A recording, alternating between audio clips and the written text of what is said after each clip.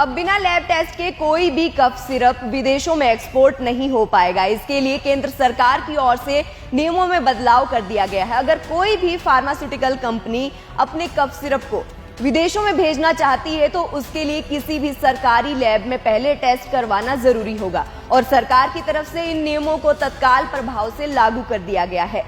केंद्र सरकार की ओर से यह फैसला तब लिया गया जब गांबिया में कफ सिरप पीने से बच्चों की मौत हो गई थी।